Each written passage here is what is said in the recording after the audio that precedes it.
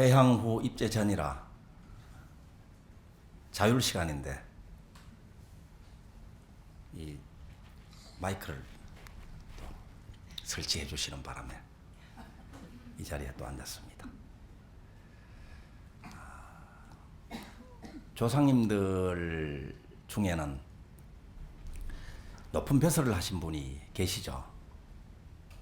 여러분 선대 조상님들 중에 시조나 2대, 3대 되시는 분들은 거의 대부분 정성을 하셨거나 또 장군을 하셨거나 뭐 외교에서 큰 업적을 남기셨거나 이런 분들이시죠.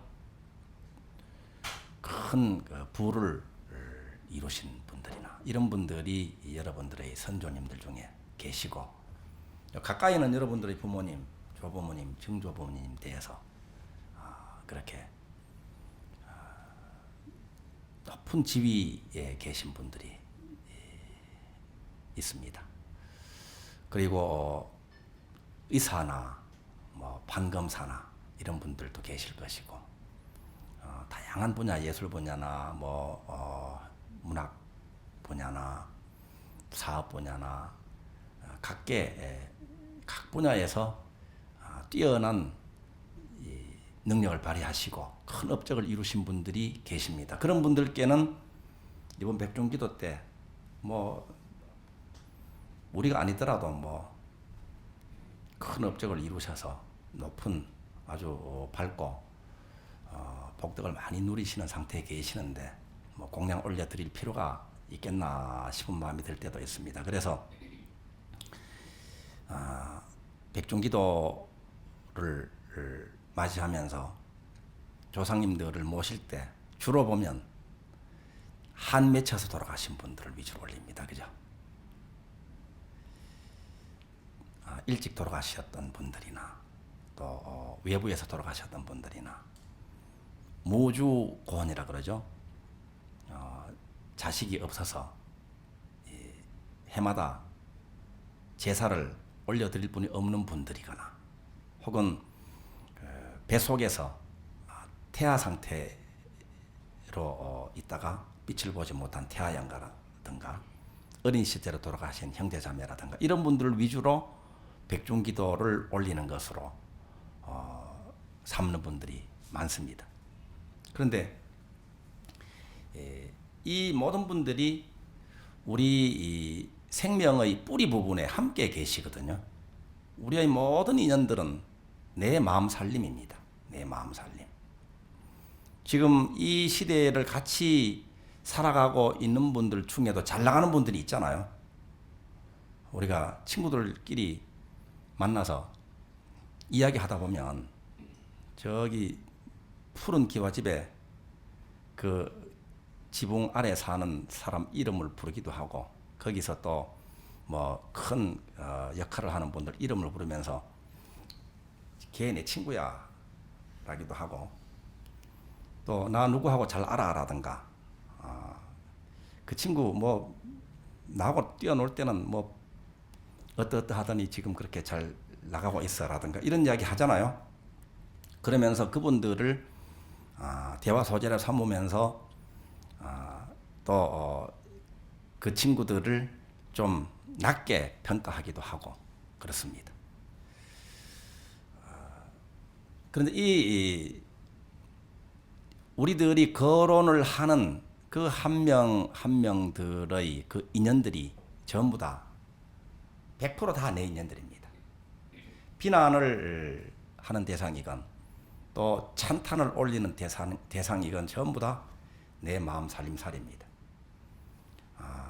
잘 나가고 뛰어난 능력을 발휘하고 있는 분들을 거론할 때 참 박수를 치고 찬탄하고 기분 좋은 느낌을 가지고 이야기를 하는 것은요, 지금 현재 나도 그와 같은 성질, 그와 같은 능력을 발휘해가고 있다는 것을 나타내는 것이기도 하고, 또 그쪽으로 지향하고 있다는 것을 나타내는 말입니다. 그런데 비난을 하는 것은 잘 나가고 있는 사람들에 대해 가지고 비하를 한다거나 비난을 하게 되면 자기의 삶에서 그러한 긍정적인 성향을 발휘하는 것을 그 순간 스스로 가로막는 작용을 자꾸 하는 거야.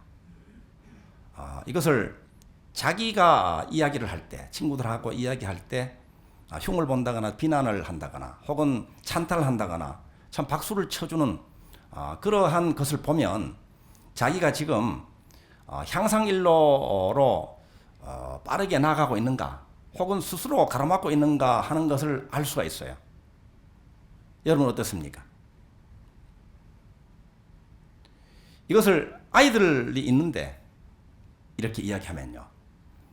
아주 뛰어난 능력을 발휘하면서 큰 부를 성취해서 누리고 높은 지위를 가지고 있으면서 많은 분들을 상대하면서 기여하는 삶을 살고 있는 그런 누군가를 이야기할 때 참 긍정적으로 박수를 쳐주고 찬탄하는 그런 말을 하게 되면 듣는 아이들이 그러한 성질, 그러한 가능성이 깨어나요.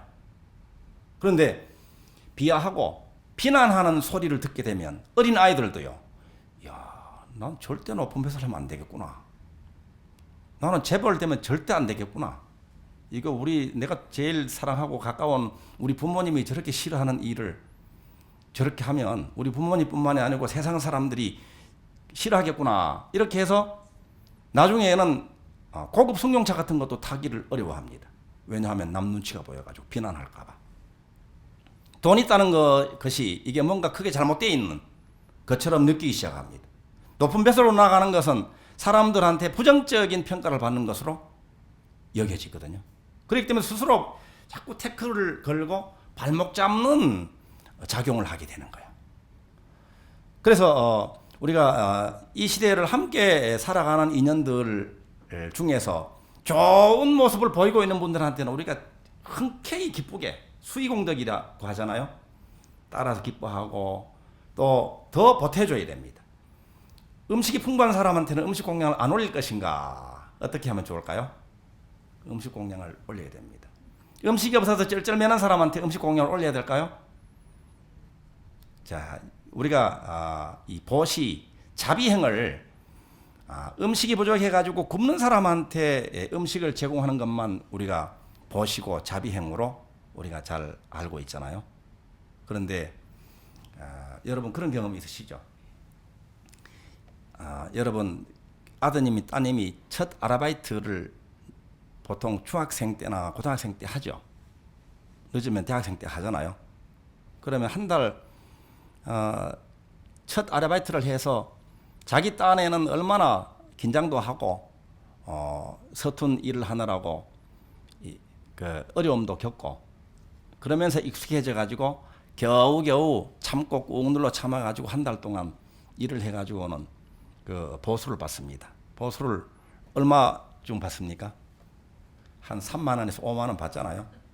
5만 원 실례입니다. 5만 원을 받아 가지고는요. 지금 자기가 제일 돈이 없는 상태예요. 부모님이나 뭐 조부모님은 자기보다 훨씬 돈이 많습니다.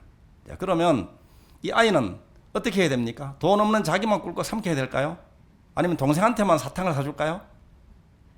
자기는 알바해서 5만 원 벌었으니까 5만 원 있고 동생은 없으니까 맛있는 빵을 사줄까요? 동생한테?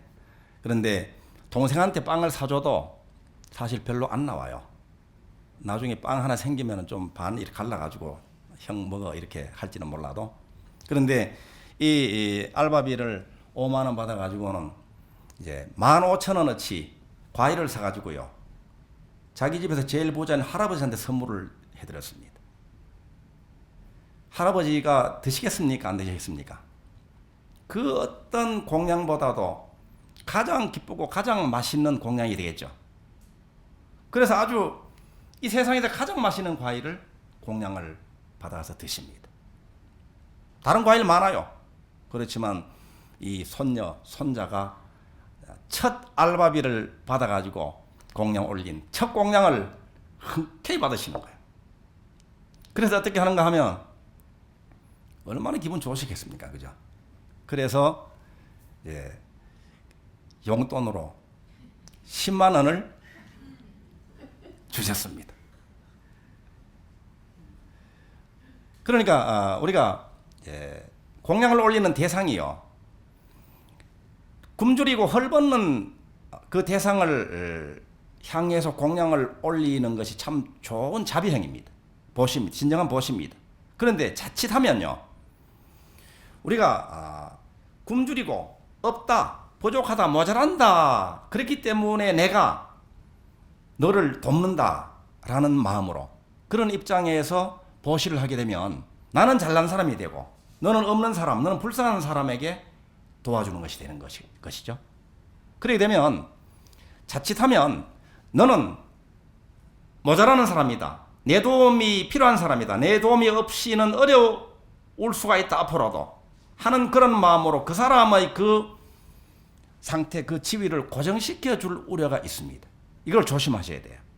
그래서 배고플 때 밥을 사주더라도, 용돈을 주더라도 그 사람이 풍요로운 삶을 성취한 모습, 그리고 능력을 발휘해서 자기 삶을 잘 살아가고 있는 미래의 모습을 마음속에 보고 그 가능성에 대고 공양을 올려야 되는 거예요. 조상님들도 마찬가지입니다. 자, 조상님들도 이번 백중기도 할 때 우리가 축원을 올릴 때도요, 높은 배설을 하시고 또 큰 업적을 이루신 분들, 뭐 선생님들도 계실 것이고 그 학자들도 계실 것이고 뭐 장군이나 뭐 여러 분야에서 아주 훌륭하신 분들이 계시잖아요. 그분들께도 기도를 잘, 공양을 잘 올리셔야 돼요. 그분들에게는 그분들이 모자랄까 봐 올리는 것이 아니고 기쁜 공양을 올리는 거예요. 기쁜 공양. 배부르신 할아버지한테 공양을 올리듯이 기쁜 마음으로 공양을 올리시게 되면 그러한 수승한 그 자리에서 머물고 계시면서 누리는 그러한 마음 에너지를요, 풍요 에너지를요, 아주 흐뭇한 그 안락한 기쁨의 에너지에 바로 접속이 되는 일이 일어나는 거예요. 백중기도를 이렇게 하시는 거예요. 그리고 방황하는 상태에 계시는 분이겠다 싶은 분들, 또 한이 많으신 분들을 위패로 모셔가지고 백중기도를 올릴 때도 극락세계에 왕생하셔가지고 큰 안락을 누리는 모습을 마음속으로 보고 그러한 발언을 하면서 올리는 거예요. 불쌍하신 분, 이런 마음을 놓아버리고 본래 완전한 불성생명의 주인이다 하는 그런 마음을 가지고 위패를 모셔가지고 올리는 거예요. 이렇게 됐을 때 우리 조상님들도 우리 후손들에게 작용을 하는 것이요, 어떤 조상님들은 원을 돕는 조상님들이 계세요. 우리의 원이 있잖아요. 우리가 원이, 가장 기초적인 원이 건강과 풍요와 행복이잖아요. 그러한 원이 있는데 우리의 깊은 의식에 있기도 하고 하늘에 계시기도 한 어떤 존재 상태에 계시는 그 조상님들이 더한 건강과 더한 풍요와 더한 행복을 누리는 상태에 계시는 분들은요, 우리가 그분들께 기도를 해드리고 그분을 향하게 되면 우리의 원이 더해지는 거예요. 원 성취가 더 풍성하게 이루어지는 거예요. 그런데 그렇지 않고 한이 깊으신 분들은 여러분들 마음속에 있는 한이 더 깊어지도록 하는 경우가 있을 수 있습니다. 평소에 여러분들은 대비줄 하기 때문에 그런 영향을 받는다고 하더라도 바로 부정적인 영향을 긍정적인 영향으로 한을 원으로 돌릴 수 있는 힘이 있기 때문에 원으로 자꾸 돌아서지만 수행하지 않는 분들은, 늘 피동적인 상태에 살아가시는 분들은 부정적인 영향을 입는 거예요. 그래서 한이 맺힌 그 상태는요, 좌절감의 에너지잖아요. 없다는 에너지잖아요. 부족하다는 에너지잖아요. 슬프고 아픈 에너지, 고통스러운 에너지잖아요. 그러한 에너지를 가지고 계신 조상님들이 여러분들 주변에 계신다고 하지만 사실은 우리의 깊은 마음 속에 있는 거예요. 이 전부 다 이 물질 우주가 전부 다 내 한마음 안에 있는 거예요. 그러니까 이 마음 속에 있는 그것이 마음 안팎에 없는 밖이죠. 현실의 삶으로 자꾸 모습으로 체험으로 구현이 되어가는 거예요. 그러니까 이 한이 깊으신 분이 조상님들 중에 계시면 그 한의 그 내용물인 없다, 괴롭다, 좌절감, 부족감 이런 그 느낌을 현실에서 느낄 수 있도록 체험으로 계속해서 나오게 되기 때문에 그러한 조상님들이 계시면 특별히 이번 백중기도 기간 중에는 그분들을 다 천도를 해드려야 된단 말이에요. 천도를 해드리면 어떻게 되는가? 한이 원으로 바로 바뀌어요. 한이 바로 원이 됩니다. 만약에 살아계실 때 늘 편찮으시면서 고생하다가 돌아가셨다. 그러면 아프다 아직 아프다 하는 그런 기억을 가지고 있잖아요. 아프다라는 생각을 하잖아요. 생각이 에너지입니다. 생각이. 근데 그러한 아프다라는 그 생각 에너지가 그 후손들의 마음 깊이에도 아프다라는 에너지가 자리 잡고 있기 때문에 실제로 아픈 현실이 자꾸 나올 위험이 있다 이 말이에요. 그런데 이것을 해결해버리면 아프다라는 그 느낌을 느낄 때는 바로 그 깊이에서 건강하고 싶다라는 원이 있잖아요. 그런데 아프다 하기 때문에 그 건강하기를 원하는 것이 덮여있는 상태에서 아프다라는 것이 싹 걷어지게 되면 건강을 위한 원으로 그대로 드러나 버리는 거예요. 그러니까 아프게 사시다가 고생스럽게 돌아가신 분, 또 배설을 하고 싶었는데 배설을 못하고 돌아가신 분, 또 가난에 시달리다가 고생하시면서 살아가신 분들, 이런 분들을 천도를 잘 해드리게 되면 오히려 건강과 또 어떤 벼슬과 혹은 그분들이 한이 바로 뭔가 하면 원하는데 안 된 거잖아요. 그죠? 원하는데. 그런데 안 됐다는 것을 지워버리면 원이 내 마음속에 더해지는 거예요. 그러니까 백중기도 하시는 여러분들은 그렇지 않은 분들은 원을 도와주는 조상님들이 계시고 한을 도와주는 조상님들이 계신데 수행을 하시는 여러분들은 한을 키워주는 조상님들도 이러한 백중기도 기간을 통해 가지고 한을 벗어버리고 원으로 돌아서기 때문에 100% 성취를 도와주는 영적 존재들로 다 돌아서게 되는 거예요. 이번 백중기도를 이제 다음 주면 입지하잖아요. 그런데 공지사항까지 말씀드려야겠네요. 월요일부터 지장기도로 7일 기도를 합니다. 월요일부터. 시원보살님 아셨죠? 월요일부터. 뭐 맨날 나오시라는 게 아니고 시간 내셔가지고 나오시라는 이야기예요.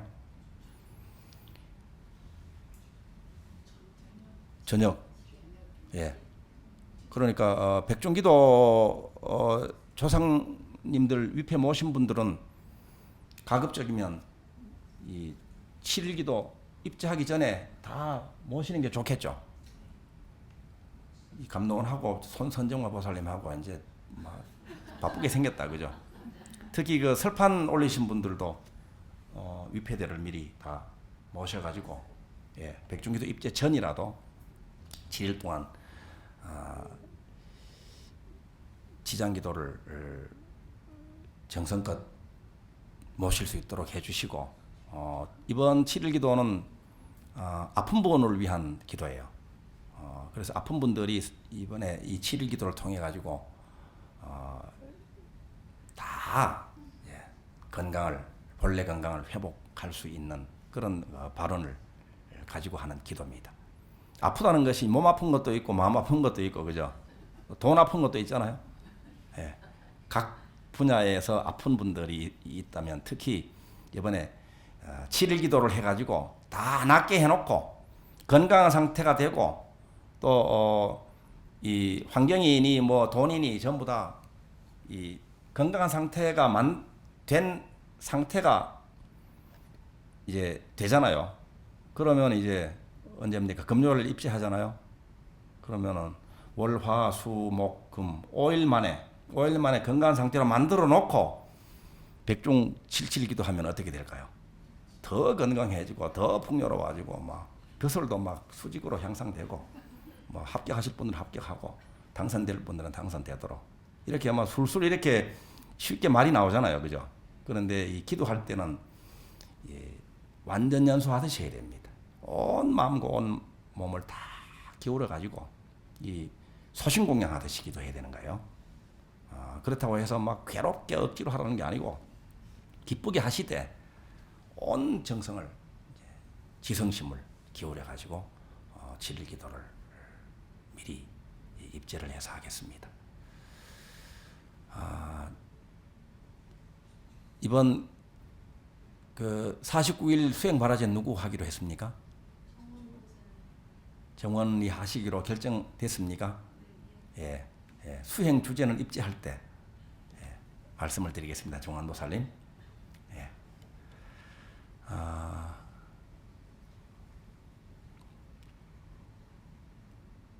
그렇게 하십시다. 예, 마치겠습니다.